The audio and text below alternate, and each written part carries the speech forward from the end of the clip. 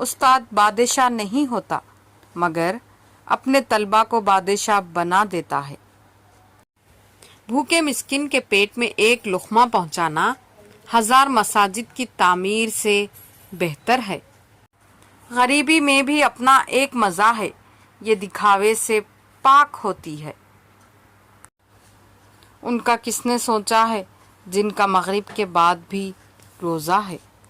محشر میں جا کے اپنے خدا کو بتائیں گے دنیا میں کون کون ہمارا خدا رہا۔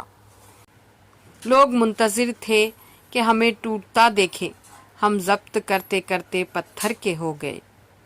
وہ سب معصوم سے چہرے تلاش رزق میں گم ہیں، جنہیں تتلی پکڑنا تھا، جنہیں باغوں میں ہونا تھا۔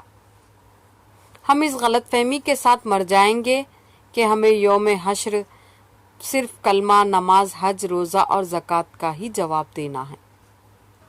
جب اولاد کی بجائے ہنر وفادار نکلے تو منظر کچھ اس طرح کا ہوتا ہے۔ ہدایت اور اللہ کی محبت 2 ایسی چیزیں ہیں جو انسان کو مانگے بغیر نہیں ملتی۔ ایک فرعون پر نہیں مشتمل انا پرستی۔ میں نے ہر شخص کے تیور میں خدا دیکھا ہے۔ مقام شکر ہے صوفی، خدا کے ہاتھ ہے روزی۔ اگر یہ حق بھی انسان کو دیا ہوتا تو کیا ہوتا؟ کیا اس سے بھی سخت زندگی آپ گزار رہے ہیں؟ اگر نہیں تو ابھی کہیں الحمدللہ۔ انصاف کے لیے اکیلے لڑنا پوری دنیا کا سلطان بننے سے بہتر ہے۔ 1 منٹ لگتا ہے رشتوں کا مذاق اڑانے میں اور ساری عمر بیت جاتی ہے ایک رشتے کو بنانے میں۔ سارے برتن دیکھنے کے بعد سو گئی بیٹی روتے روتے، لوگ کہتے ہیں حج مہنگا ہوا۔ راضی رہا کرو ہر پل خدا کی رضا میں، تم سے بھی بہت مجبور انسان ہے اس جہاں میں۔ جب عید ہوگی ہم کیا پہنیں گے؟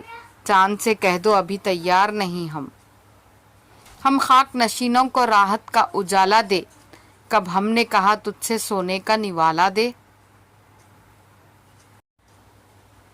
لٹا کر ساری عمر کی دولت خالی ہاتھ بیٹھی ہے، کسی بد نصیب کی جنت ہے جو سر بازار بیٹھی ہے۔ وقت بدلنے میں دیر نہیں لگتی، ہم انسانوں کے لیے بہت بڑا سبق ہے یہ۔ اور کھانا کبھی بھی ضائع نہ کریں، اس سے برکت اڑ جاتی ہے اور اسراف جیسا گناہ کبیرہ ہوتا ہے۔ جو بندہ اللہ تعالیٰ کی اطاعت کرتا ہے اور اپنے ہر کام میں اللہ تعالیٰ سے مدد کا طلبگار ہوتا ہے اور ہر وقت اللہ تعالیٰ کو یاد رکھتا ہے، اس کی عقل میں روشنی اور نور پیدا ہوتا ہے۔ صبر کرنے والوں کا مقدمہ اللہ تعالیٰ خود لڑتا ہے۔ بیٹیوں کی امیدوں پر صرف باپ پورا اترتے ہیں، یہ کسی اور کے بس کی بات نہیں۔ جو برا کہے چپ ہو جاؤ، جو ستائے صبر کرو، اللہ کی قسم ایسی طاقت بنو گے پہاڑ بھی راستہ دیں گے۔